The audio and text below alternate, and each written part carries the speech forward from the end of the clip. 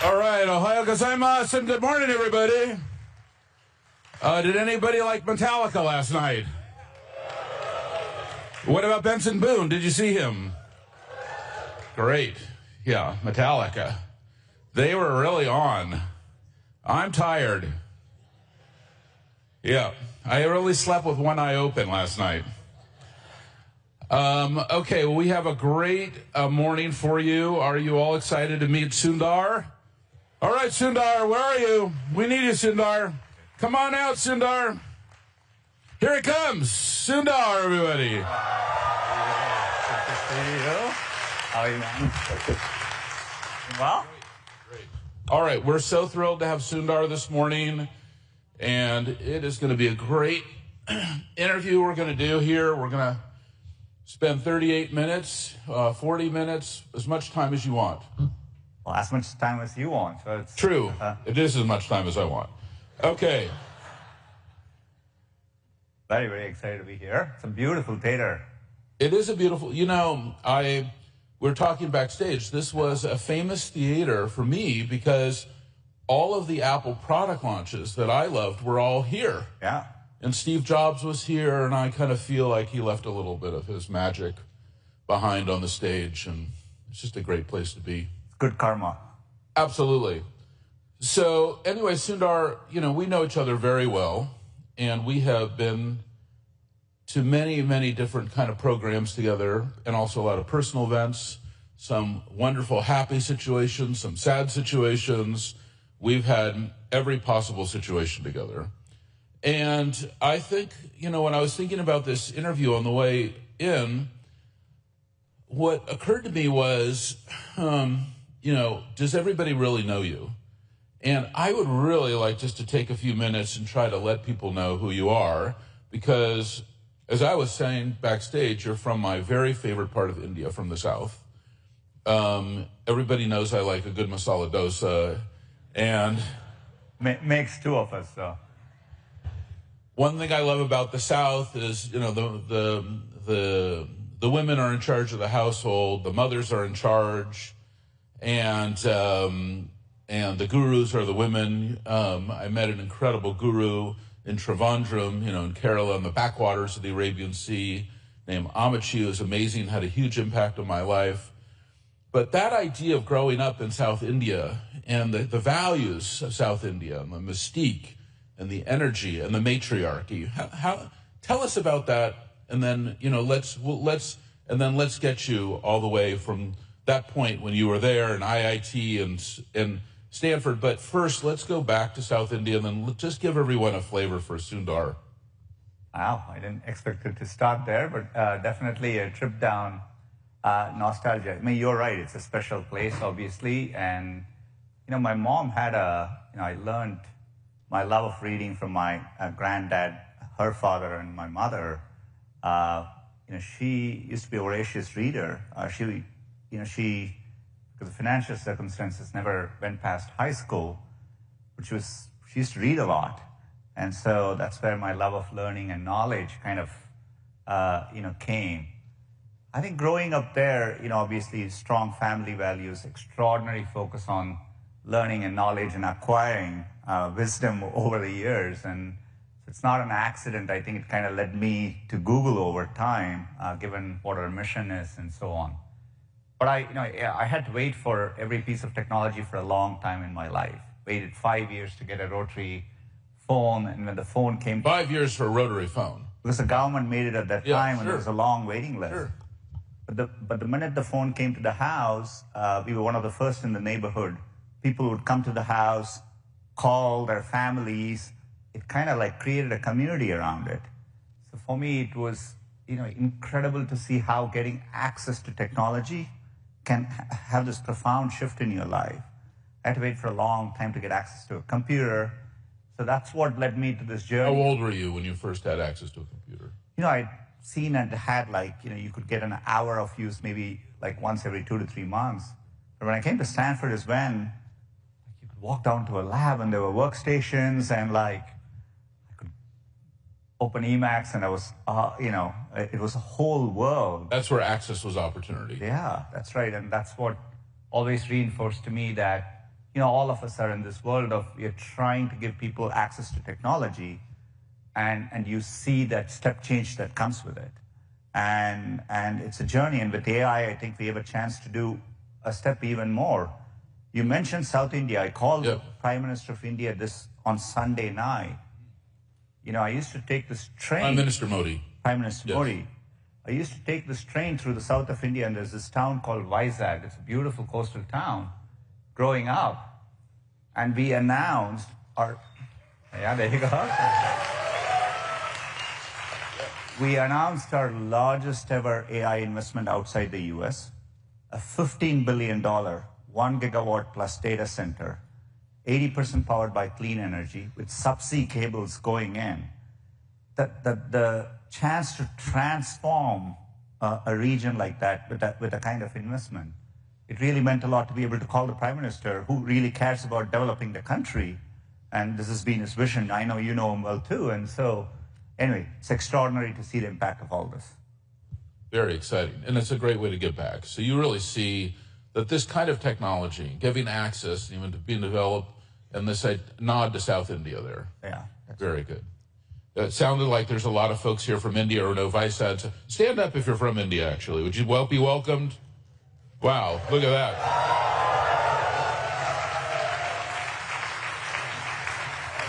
Thank you, everybody. Welcome. So, okay, well, let's talk about that. So here we are. I think I've started the conversation in the right way. Would you agree? That we have to connect to India to understand you. And here you are, you're growing up in South India, you're getting a vision for technology, the idea that access is opportunity. You're now in pursuit of IIT, probably one of the finest institutes in India for technology. When did you make that decision that technology was going to be your passion? Look, I mean, I was very interested in physics. I was fascinated with semiconductors and computers. And so to me, it was literal. I literally wanted to be, this place was called Silicon Valley, so it's the best advertising ever, right? As a kid growing up, you're interested in semiconductors, this wonder that you could turn sand into this thing, which is the, substrate of the digital age. And so for me, I literally wanted to be in Silicon Valley because that's what I was interested in. And, I was very inspired by the one laptop per child project from MIT, what Negroponte was working on. This is the one laptop per child where they're going to try to put this kind of low-cost computer in the hands of every child in the world, but especially targeting India. Yeah. And it was going to be a very, very low-cost computer. Nicholas was really the visionary behind it. That's right. And I have to, in some ways, I can directly link that to my work on Chromebooks many years later, right? So the fact that must have been one laptop per child, that was in the mid-90s, I think. That's right. Right? 94, 95, 96. I don't remember the exact dates. You were right, and around the time it came to the U.S. But what's extraordinary is his vision of making that possible. I think made a lot of progress, quite couldn't get there, but, for me, it always, it later played out, not just in Chromebooks, but we eventually ended up giving pretty much everyone a mobile phone, which is a computer in their hands with Android too. Now you have all around the world, be it in the US, be it in Brazil, be it in Indonesia, be it in India, Africa. Was there also a browser on that Android phone? That's right. What's what would you say? There's a browser on that phone. There's a browser called We're going to get there. We're going to get there. Yeah. I'm looking forward to it. I'm going there. Yeah, I'm looking forward to it. But I think that inspired me. And so in some ways, the chance and the thing that attracted me to Google was literally in the mission statement. And the phrase to make information universally accessible and useful. That phrase is why I joined Google, because it resonated so much with me, right? This is about giving access to information, knowledge to everyone in the world. And that journey continues across all of us. I think AI is the ultimate expression of that, right? It's really giving a true knowledge, collaborator, companion, however you want to think about it, access to everyone in the world, regardless of where you're from. And so it's a great equalizer, I think. Well, it's an amazing vision now, and you're in pursuit of IIT with this inspiration. You go sail through IIT. It's amazing. And then somehow you know you want to go to Stanford. Was that, when did that occur? I mean, it's a fortunate opportunity, and for me, I had the chance to go to a few places. Stanford happened to be in Silicon Valley, so everything was straightforward. The only thing I felt maybe misled was the professor who emailed me said it's really nice and warm and beautiful weather, but I think, kind of coming from South India, when people say warm, I remember the first time I went to the ocean and I was so excited and I went into the water and I was like, no, this is not warm. This is not the backwaters of the Arabian Sea. No, okay.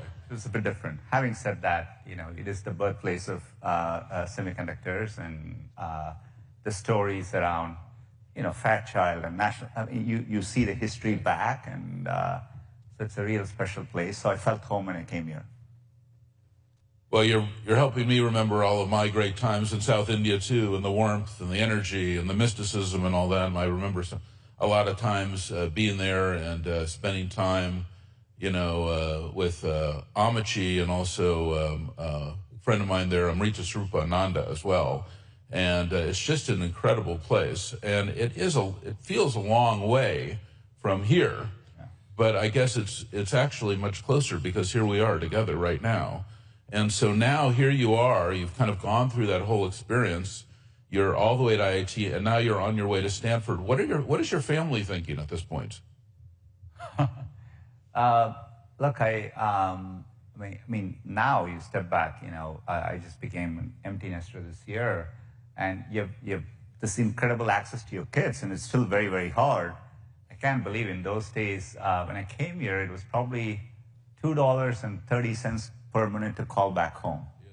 Right? And so, if you ever think the curve of how technology makes things more accessible, yeah, it was, we used to write letters back then because it was so expensive to call. Now, I'm fortunate enough, I see my parents regularly, and I'm, stay in close touch with them. But, they talk about, just like you kind of disappear from their life. But so I'm glad we're working all, I look at, there's a product we're working on called Google Beam, and which really, when two people talk, you feel like physically they are in the same place. Part of the reason I'm motivated by all that is like, you realize people today, imagine veterans being deployed and being away from their families or something like that. So I think it's important to connect people. All right, so here we are. Now we're at Stanford. The favorite son has left the home. There's a distance. Yeah. You're lonely, it sounds like, at Stanford. You're missing the masala dosa. You're in Palo Alto. Freezing. I was missing my girlfriend then, my wife. Missing your girlfriend, now your wife. Very nice. She went to college with me, and so yeah, all of that. Very good. I spent all my money calling her, pretty much. Yeah. It's literally true. Very good. Do you want to say more about that? What were those calls like? At some point, we have to bring it to Agentforce, and we really don't, actually. This is better than that. We've been talking about that for days. We're already on board the Agentforce phenomenon. We got that. But this is more interesting. The girlfriend, the wife, the phone calls, freezing in Palo Alto. I definitely didn't expect all of this. So. Bathing in the Pacific Ocean. Which I only did it once, by the way. Super cold. Still haven't quite gotten used to it. Where are we? No, look, I mean. But no, I think it's important that we talk. First of all, you can see we have a great connection. Number one, but number two, this is the Sundar I know. So that's what I'm trying to do. Is I think a lot. Like I said, my ride in, I was just thinking to myself. A lot of people, they just don't have the opportunity to realize the person that I know so well, your heart, your life, your connection. And, now, okay, so anyway, let's just get back to the story. You're in Stanford now, right? And now all of a sudden you kind of see this new world, and it is a different world. You are in Palo Alto. It's not just cold. There's a whole thing going on, right? And so what is your biggest surprise now that you're in Palo Alto besides the weather? Oh, I mean, look, I think, we take this for granted in the Valley and in a place like Stanford. And America is truly a land of opportunity in a way. That phrase, I think very few people really understand, it deeply. And it's extraordinary.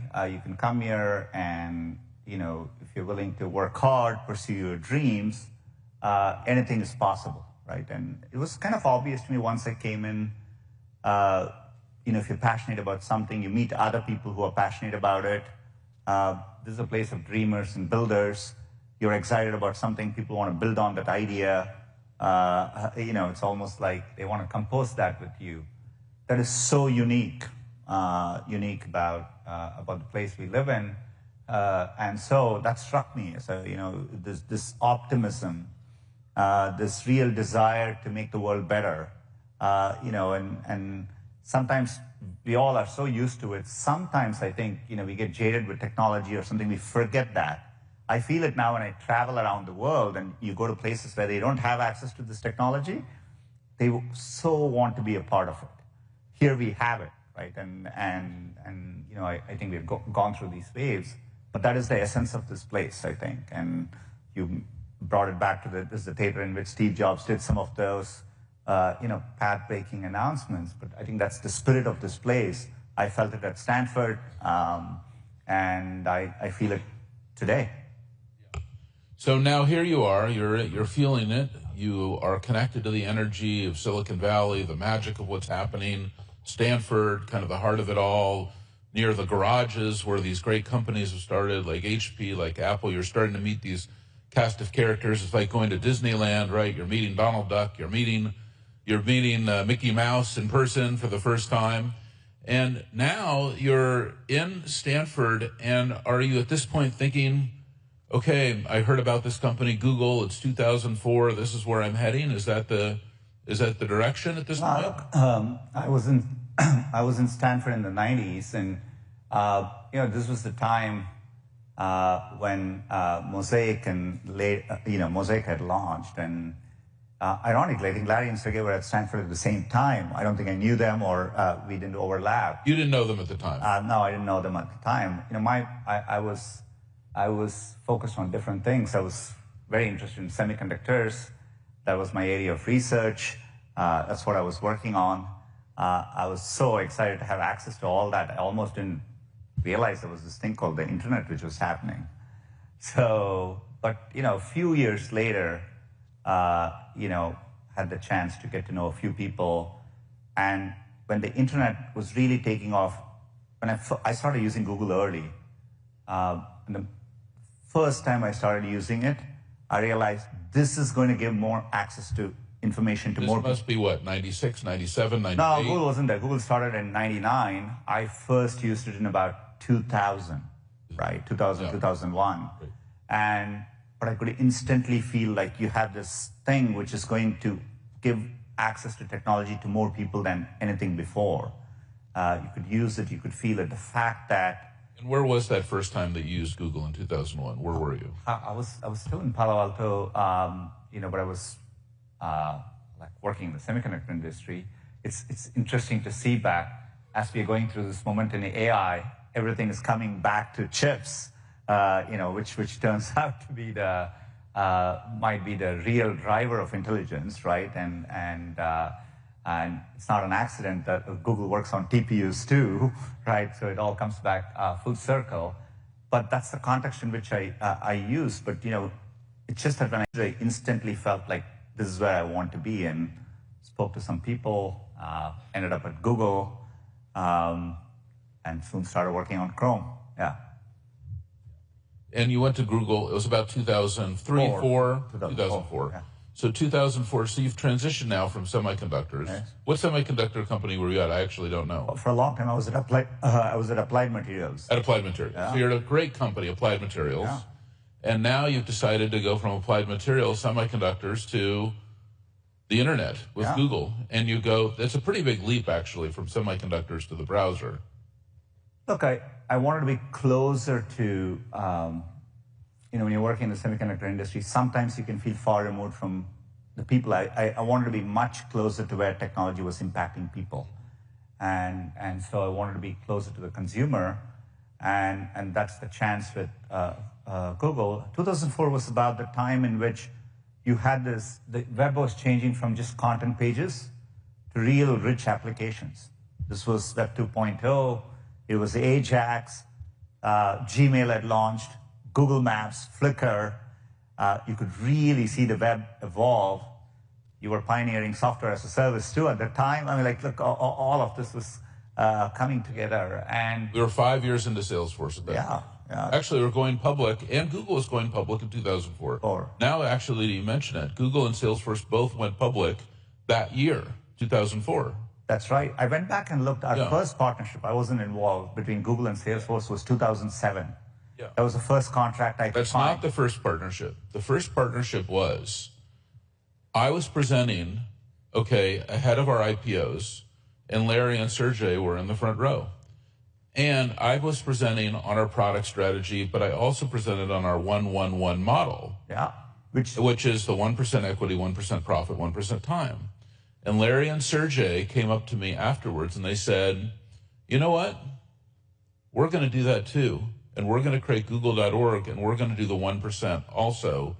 And I want to thank them for that. And thank you. Well, and thank Google for that, because it created a huge foundation with a huge amount of good. Yeah. And that was the very first time I had met Larry and Sergey, and it was an incredible moment. So, and just at that moment, you were kind of coincidentally joining Google. That's right. And so, was it before the IPO or after? I think I joined. The IPO happened like 3 weeks later. Fantastic. So they joined. You joined. The company is going public. That's right. Now, is it at that point? Now, who was CEO at that point? Was it Eric or Larry? It's Eric. Yeah. Eric. And is that when you said to Eric, "I'm going to take your job, Eric"?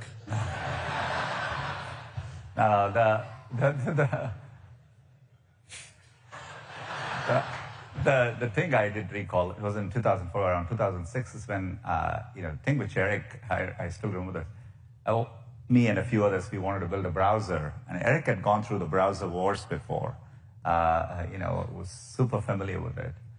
I remember vividly Eric telling us, are you crazy? You know what it takes to build a browser? We're not building a browser. We still did it anyway, but he was super generous. And once we kind of bootstrapped a browser, a small team, and then we demoed it to him and Larry Sergey. And once he saw how good it was, he became one of the biggest supporters of it. But that's how Eric and I interacted. Yeah. All right. Well, now you're squarely at Google, and it's a storied career for the next 21 years, from starting on this kind of incredible team that built the marquee browser Chrome all the way to today as the CEO. Reflecting on that, 2 decades, what is your thought across this arc from South India now to this leadership journey at Google? Look, I think technology is one of the biggest enablers we know, right? It drives innovation at a fundamental level. If anything, that journey is accelerating, right? I think we are living in the middle of it. Sometimes we may not fully feel it, but the pace at which it's evolving, and I feel, and I'm sure Marc feels that way,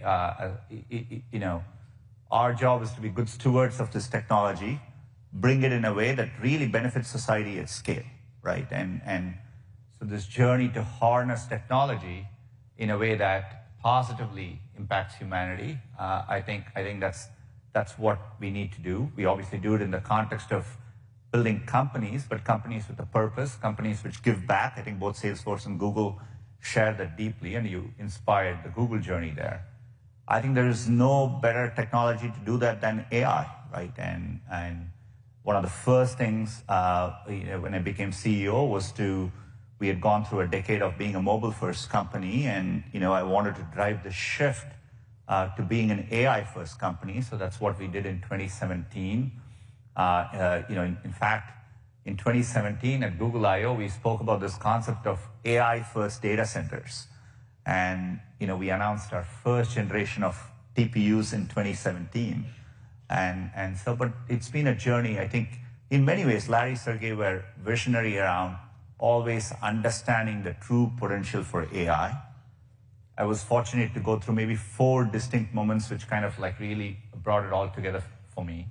In 2010, I went with Larry to the DARPA Grand Challenge, where they were testing autonomous cars, and we saw this car, the Sebastian's team, which won the DARPA challenge.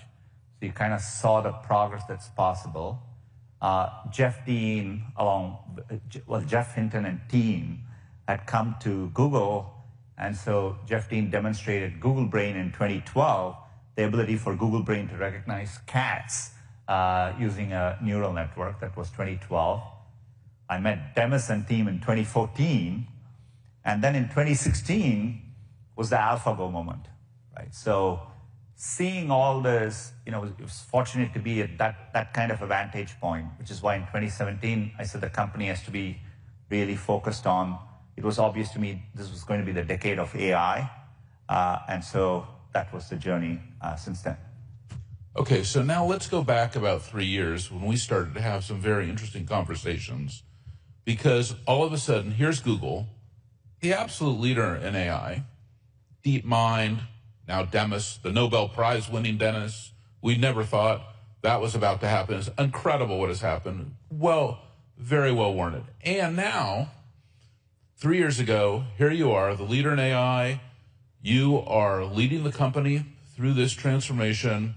You're putting guardrails in, appropriate guardrails. You're being conservative, appropriately conservative. And this little company in San Francisco called OpenAI emerges with this product, ChatGPT. And we start to see these crazy headlines that say, well, Google has a competitor, and here's the situation, and here's the real leader in AI, OpenAI. What's your reaction? And, take us in that journey for the last 36 months. A few things, right? I think one of the things which was misunderstood was, obviously 2017 was when we published the Transformer paper too. We started using transformers right away. We saw the power of the technology. Part of what made search so much better was post-transformer. This is the paper, All You Need Is Attention. Attention is all you need, yeah. And extraordinary paper. And you can say it's the foundation of everything since then, all of the Gen AI phenomenon. And we built something called BERT and MUM. So we built 2 transformer-based models, which is what dramatically improved search. We use transformers to make search better. We use transformers that's why we launched Google Photos. It was the first AI native product. We were shipping a lot, and we were working on an internal version of chatbot too. In fact, it was a chatbot. It became famous because there was an engineer at Google who thought it was sentient. This was about 6 months before. It was not sentient? It wasn't sentient. On a lighter note, though, I did get a lawyer, like from the outside, send me a note representing this product called Lambda, and so which is one of the more fascinating emails I've gotten. But so this is a lawyer representing the sentient chatbot. That's how it came in, right? But look, we have to take all this seriously. Obviously, the technology wasn't anywhere close to that at that time. But we were making a lot of progress. But you're right, credit to OpenAI. They put it out first. And look, in consumer internet, it's not. I remember being at Google in 2006, and we were working on video search, and YouTube came out of nowhere. Or I'm sure if you were within Facebook, you saw how photos were popular in your feed, and Instagram came out of nowhere. In the internet world, I would argue, pretty much all of us working on, we knew in a different world, we would have probably launched our chatbot maybe a few months down the line. We hadn't quite gotten it to a level where you could put it out and people would have been okay with Google putting out that product, right? It was still, had a lot of issues at that time. I would argue... There's a lot of risk putting it out at that moment. Putting it out, and I would argue, OpenAI did their deal with Microsoft 2 months before they put out ChatGPT, right? Yeah. So in some ways, I think it was, in hindsight, it's a bit more obvious fully what it could be. But for me, when ChatGPT launched, contrary to what people outside felt, I was excited because I knew the window had shifted. We were building this technology. We have been building this technology for so long. We were so AI native. Everything in the company, every decision we had made, I decided to take a full stack approach to AI, right? We were investing all the way from infrastructure. We built our own chips we had world-class research teams in Google Research, Google Brain, Google DeepMind, and to the models and so on. So I just realized this was the biggest opportunity in technology. We were incredibly well positioned, but we had to carpe diem, seize the moment, and execute well as a company, and that's the journey we've been on. We kickstarted Gemini. We brought Google Brain and Google DeepMind together, and we've been rapidly iterating since then. We have had, now we have Gemini 2.5 outside. We are working on Gemini 3.0, which we will release this year. And the progress has been extraordinary, and I think the progress in 26 is going to be even more exciting than 25, so I couldn't be more excited. One of the things, congratulations.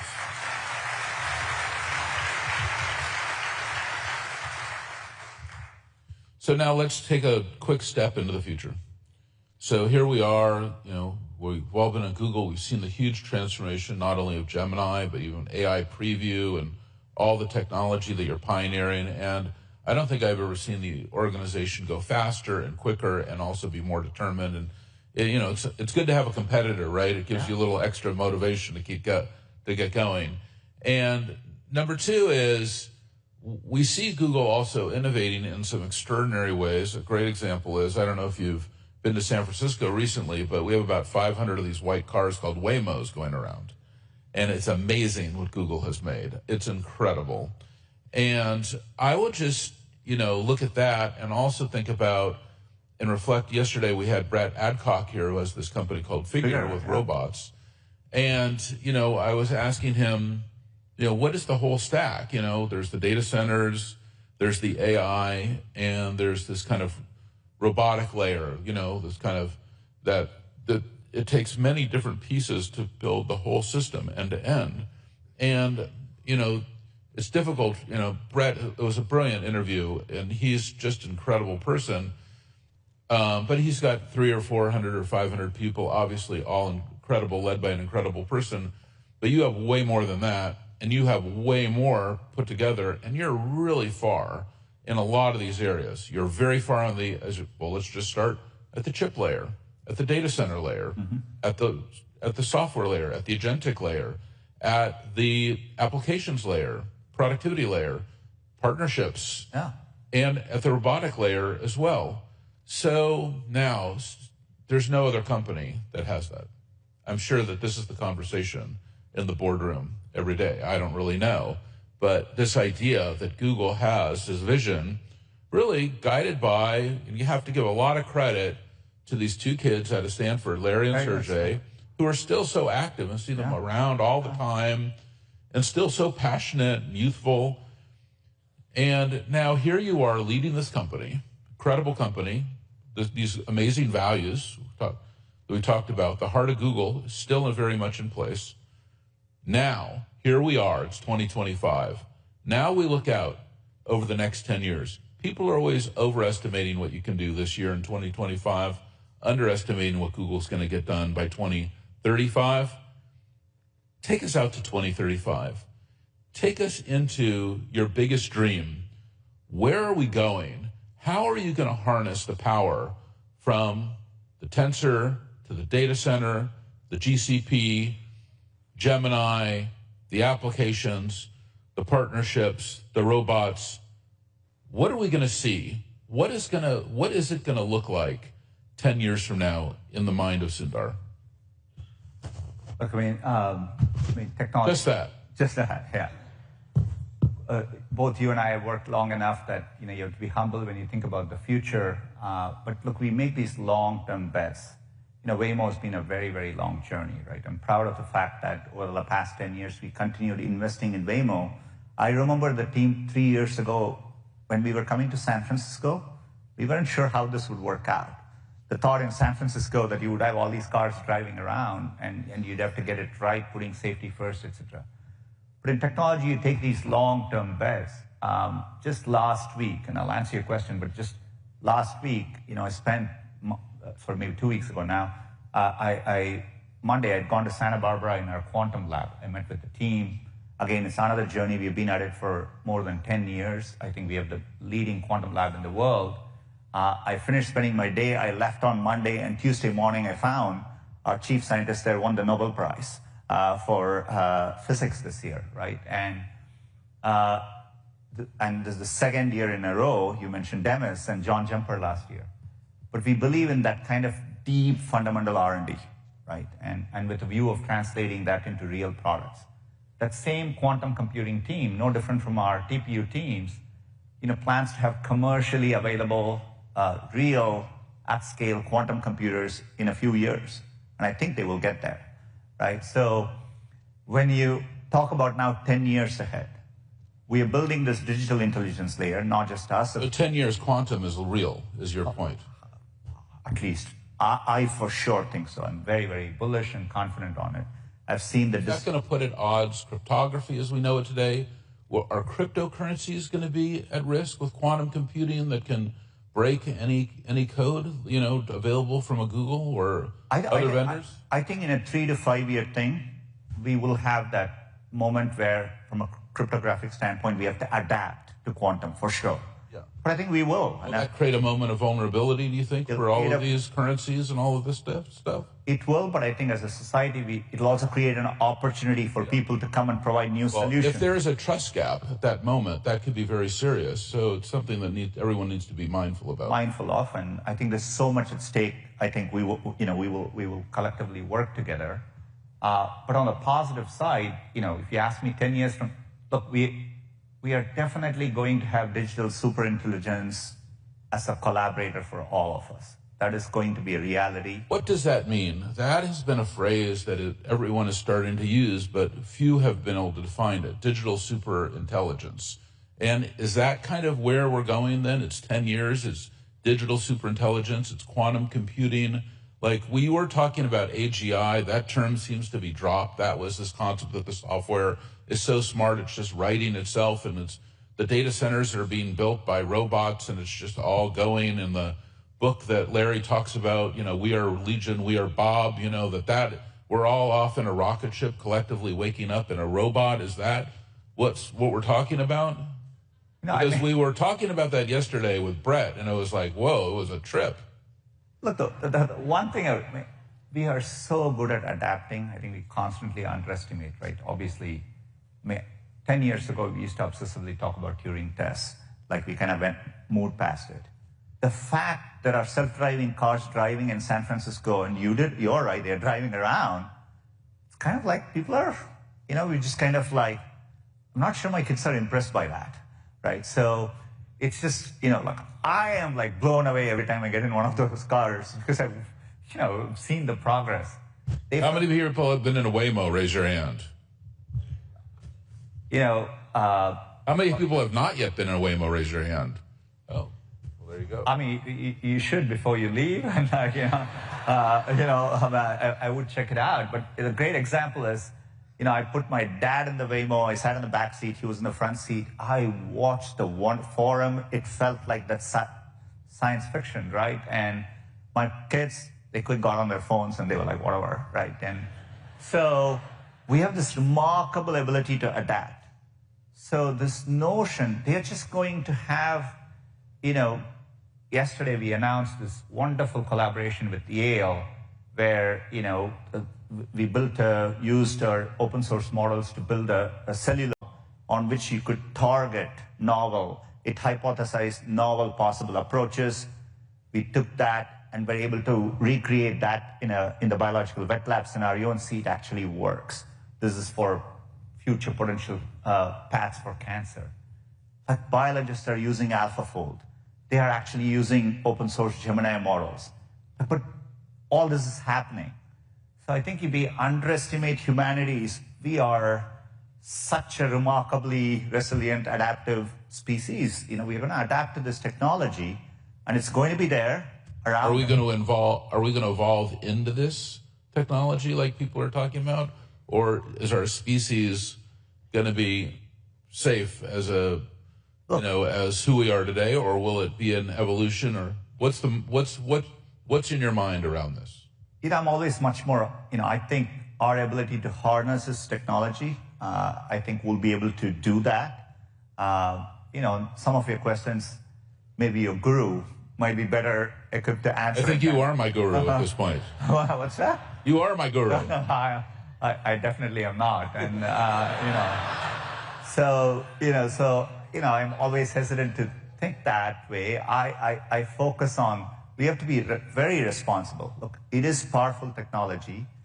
And, you know, I think the technology will be capable of recursively self-improving over time. So these are very profound questions, and we all have to be good stewards of it. I view at any moment the technology is going to progress. We should embrace and innovate with it. Yep. The benefits are going to be profound, but our responsibility as leaders is to make sure we are leaving the world in a better position for the next generation than what we inherited. That's how I think about it. We've seen Google. Great. Excellent.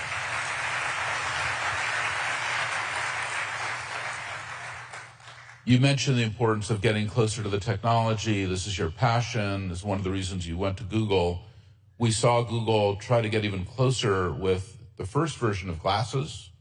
You know, we've seen that. Do you think Google will even do like a brain-machine interface? Do you see that level of interface? First of all, the glass dream has never gone away, right? I think we are working very hard on it. In fact, there were many things which we worked on which quite didn't work because AI wasn't fully there, right? But now that you truly have, seamless AI with intuitive interfaces for people, be it voice, gestures, vision, etc., the multimodality of AI, Google Glass is going to be back, and I think it's going to be great. And your question was, sorry, I started thinking about Google Glass now. I just need to flick back on your brain-machine interface.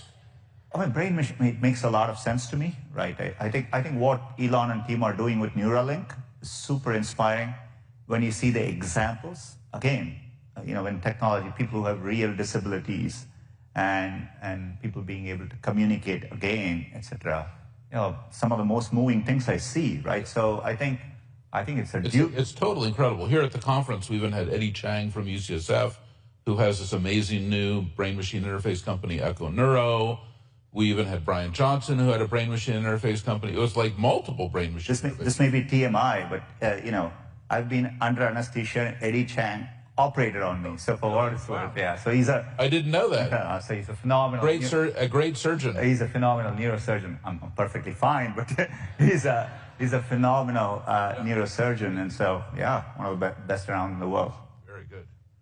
Well, Sundar, as we start to bring this to a close, first of all, let us express our sincere gratitude to you for everything that you are doing in your leadership and your vision, your direction, and also your core values are so well in place in yourself and in Google. Tell us, what would you like to bring to the audience and to the world in your final comments in this Dreamforce interview? Look, I mean, I would... part of the reason I'm here today, we've obviously worked for a long time together. We use Salesforce extensively within Google. We've expanded our partnership over time because of the value you all bring. You've helped us be very, very customer-focused as a company. I think the opportunity we both see is, you've made this the theme of Dreamforce this year, the agentic enterprise. I look at the model trajectory ahead. As we are working with Gemini 3.0. In 26, we're going to make, we've already had dramatic progress for the past couple of years. But the progress ahead is palpably going to be, you're going to feel these models are going to be really intelligent agents. And they're going to be more robust agents. And what we are working together is to bring it in a way, as as enterprises, you want all of this to work well together. You want this to be safe, secure, the governance has to work, but ultimately you're trying to unlock the data in your enterprise and solve your use cases better than ever before. I think that is the real opportunity we have.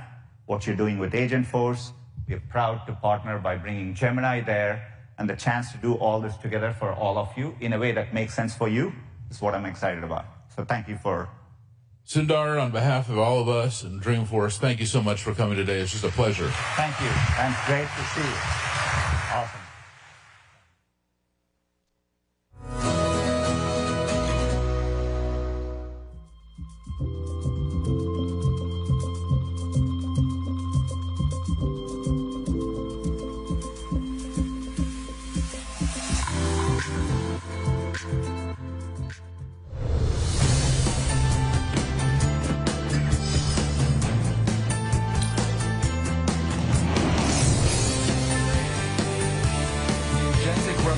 Is here, and trust more important than ever. In fact, 61% of customers believe AI advancements increase the importance of data protection. Here to talk about Salesforce's approach to protecting the agentic enterprise, Chief Trust Officer Brad Arkin. First of all, thanks so much for joining us, Brad. Thanks. Listen, security threats more sophisticated and frequent than ever. So how is Salesforce thinking about these evolving threats? Yeah, so some of these things are, like if the bad guy was on a bicycle before, now it's like an electric bicycle, so they can go faster, they're more efficient, and so AI tools are helping them do the same things, but they're just getting there faster. There's other things that are capable now that are simply brand new threats that we need to deal with. And so one example is if you can spoof someone on the phone, that's something, scam phone calls have always been around. Now they can do it a lot faster, a lot more effective. There's other things like spoofing video calls where really you couldn't do before. And so we're seeing these things start to come up. And then there's whole new categories of attacks like prompt injection that we now have to figure out how to defend against.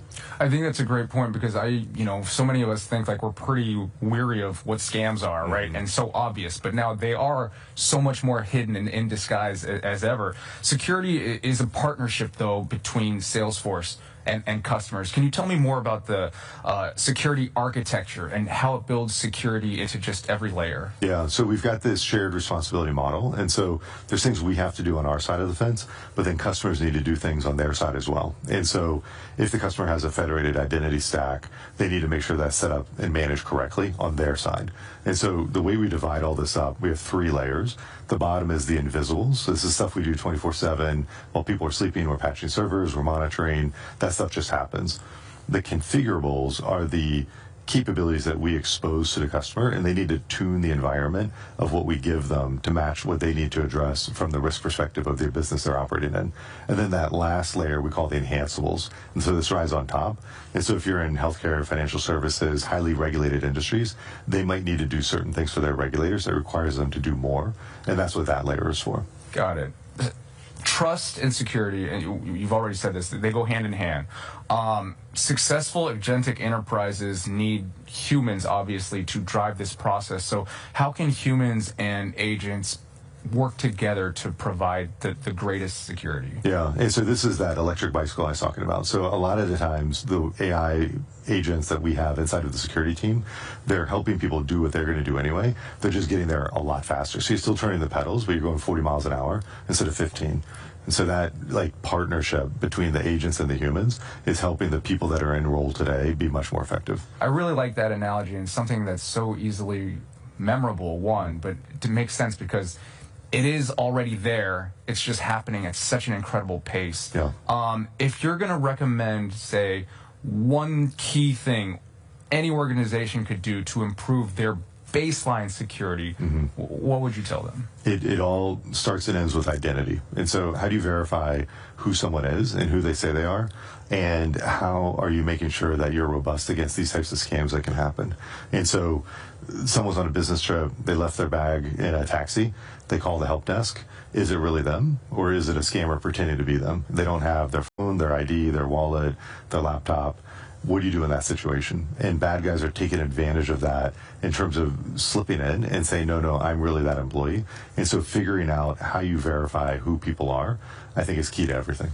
I love it. Appreciate the insight. Chief Trust Officer Brad Arkin, thanks so much for joining us. Thank you.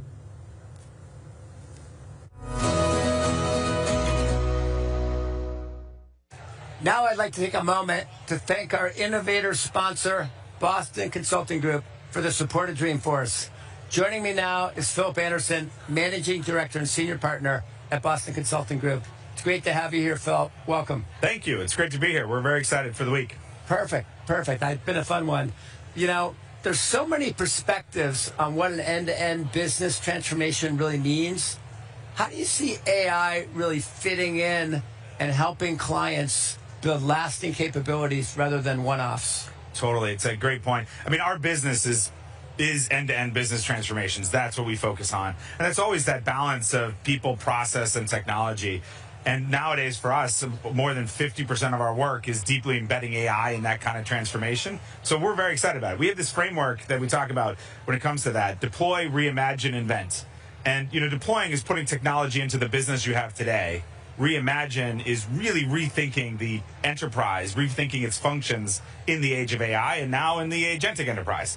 And the path for us, as we think about what it takes to get to value, is really taking that reinvention, that reimagination to the business as a core unlock. And it's been an exciting time because agents create a whole new opportunity for that. That's amazing, Philip. And, my personal opinion is AI literally changes everything, and the world as we know it will be entirely different. So the theme of this conference is Welcome to the Agentic Enterprise. Yeah. And many of these companies are really trying to get there and become agentic enterprises. Yes. So maybe you have a few success stories that you want to share with us in the audience. Yeah, happy to. So I think when we think about it, you sort of take the agentic enterprise and it really breaks down to agentic functions and capabilities within that enterprise, right? Enterprises are not monoliths. They have those capabilities. And where we're seeing the biggest impact is in the functions that already have processes that are kind of ready for digital workers to show up and be part of the process. So things like customer support, things like internal processes like help desks and support functions. I think what I'm excited about is the next frontier where we now start to be able to bring those digital workers, those agentic capabilities into the next wave of processes that require a bit more flexibility and capabilities. That's amazing, and it's a really exciting time for both of us. I know you previously talked about these being people-centric transformations, and at Salesforce, we totally agree. Like Marc Benioff talked about this as humans and AI working together to help their customers. So how do you think about that, and what do you think the future looks like for us in these transformations? People need to be at the center of this, right? And I think one of the things that's been powerful as we've seen companies start to really bring AI and agents into their organization is they're finding ways to enable employees to have a lot more joy in the job and have agents take up a lot more of the toil, a lot more of the hard process-driven work that is not necessarily as motivating as exciting. So this balance is an immense amount of opportunity, but we have to do it with that reimagination in mind. As we go into this, the jobs to be done will look a little different. So we have to not just bring new technology, but also enable people to really take advantage of it with the right enablement and with the right process reengineering to support them in their job and all the jobs to be done in their functions. Well, thank you, Philip, for being an innovator sponsor. Thank you for all the great things you do for our customers, our joint customers together, and it's an honor and a pleasure to work together. Yeah, likewise. Thank you, David. Thank you.